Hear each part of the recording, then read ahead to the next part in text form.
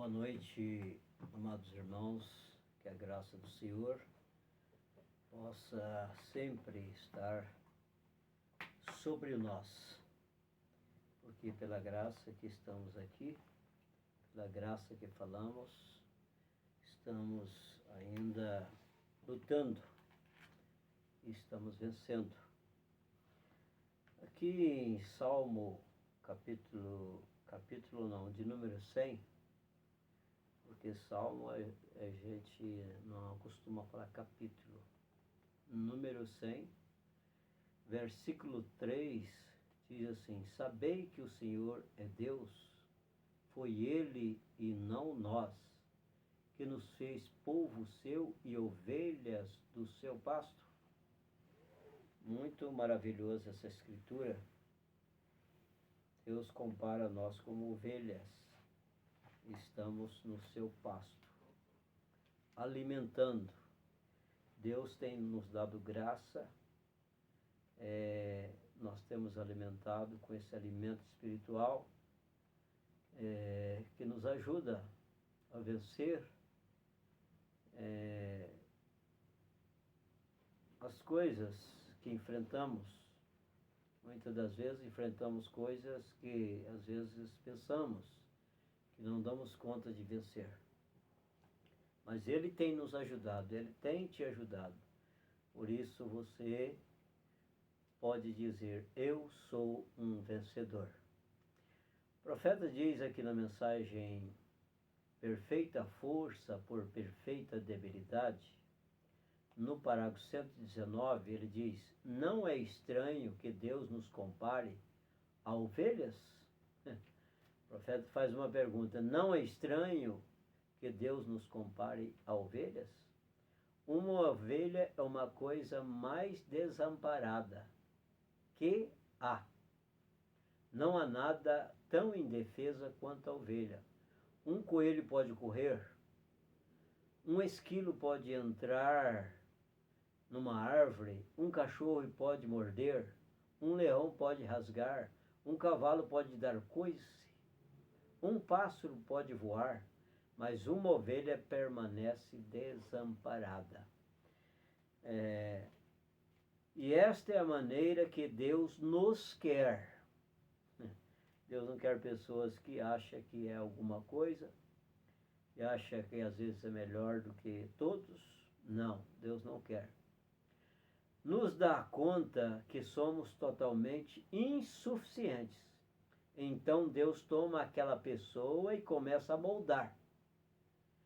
Se naquela pessoa faz com que suas mãos façam o que Deus deseja que façam, faz com que seus lábios falem o que os lábios de Deus falariam, porque não são os seus, são os de Deus. Ele começa a construir um caráter, começa a tomar esta fraqueza e fazer a si próprio. Ele nos traz aqui na terra para, então, nós somos educados, somos espertos. Você alguma vez observou as linhagens? Quando tomamos, por exemplo, como em Abel, de Abel veio Sete. A linhagem de Sete veio logo abaixo, no tempo de Noé. Todos eles eram simplesmente humildes fazendeiros, porém os filhos de Caim se tornaram espertos, astutos, educados, grandes homens, construtores e profissionais. Olha aqui, dá para parar e pensar um pouco. Será que as pessoas não estão enquadrando nisso aqui? Sendo muito inteligente, eu sou inteligente, eu conheço isto, conheço aquilo e sou mais inteligente? Não, às vezes é melhor não saber muita coisa. Não saber muita coisa do que saber tudo. Tem um homem que acha que ele sabe tudo. Ele conhece tudo, ele se torna um sabe-tudo. Se torna um sabe-tudo e vai, às vezes, e não sabe nada do que Deus quer que ele saiba. Então, porém, o lado de Deus era fraco e humilde. Isso é o lado de Deus. São pessoas fracas e humildes. Assim é como Deus os usou. Esta é a oportunidade de Deus. Esta é a maneira de Deus para chegar a nós. E quando estamos fracos, obtemos algo então.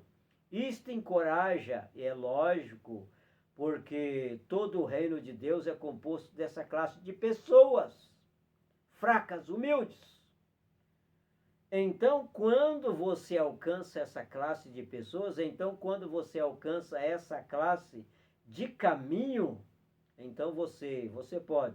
Você está em seu reino. Não tem coisa melhor do que estar no reino de Deus.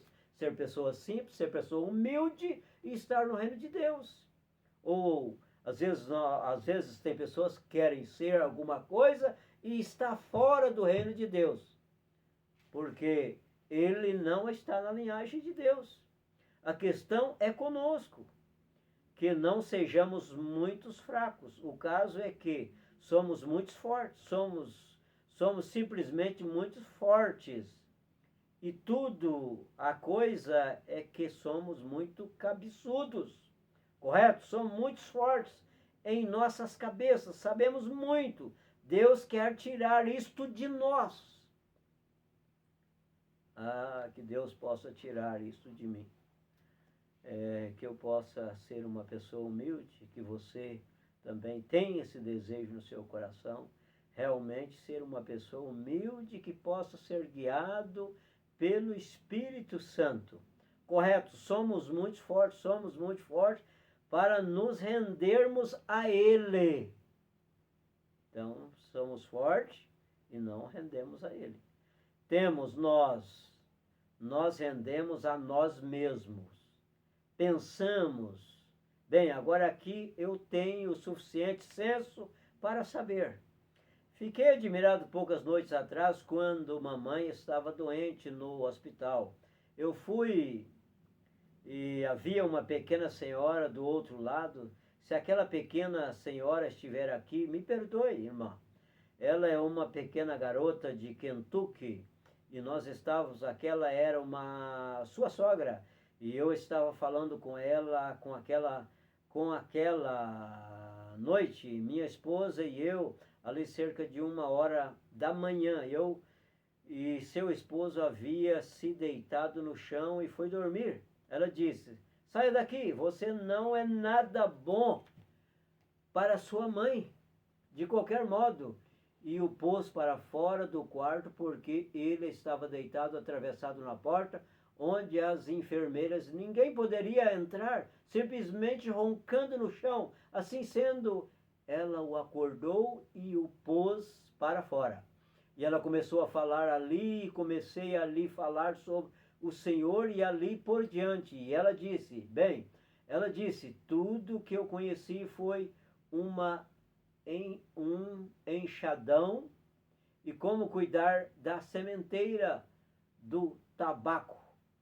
Bem cedo na manhã, cortando fora as ervas daninhas e processando o tabaco assim, dessa maneira. Disse, porém, eu lhe direi, disse papai, nos enviou cada um à escola e disse, nenhum tem cabeça para nada. E eu pensei, bem, talvez seja esta a razão. Bem, você tem que manter as coisas do mundo longe de você. Agora, não estou apoiando a ignorância. Não é isto. Mas estou tentando imaginar quando você chega a um lugar onde você pensa que você simplesmente sabe tanto que ninguém mais sabe nada sobre isso. Seu conhecimento está correto até enquanto não interfira nas promessas de Deus. Nós não podemos interferir nas promessas de Deus. Porque quando Deus faz uma promessa, Ele cumpre a sua promessa. Somos controlados por 5 sentidos. Aqueles 5 sentidos, visão, paladar, tato, olfato, audição, não muito bons, até que não interrompam o sentido da fé. Irmãos, sem fé é impossível agradar a Deus, diz a Bíblia. Sem fé é impossível nós alcançar aquilo que precisamos. Então, quando eles vêm contra a fé, e como você sabe qual é o certo, porque a fé sempre concordará com a palavra. Aleluia, glória a Deus, né? A fé concordará com a palavra.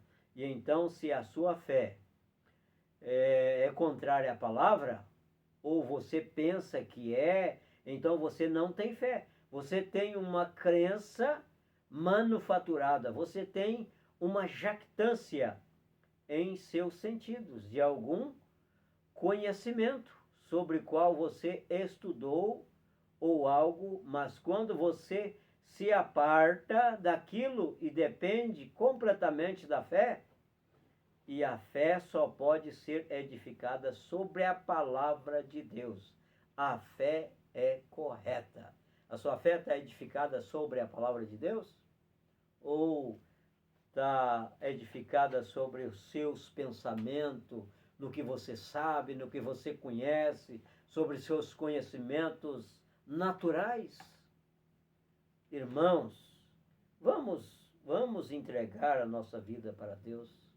Vamos nos render a Deus e dizer para Deus: Senhor, toma conta de mim, me dê a sua fé, porque é Jesus quem nos dá fé.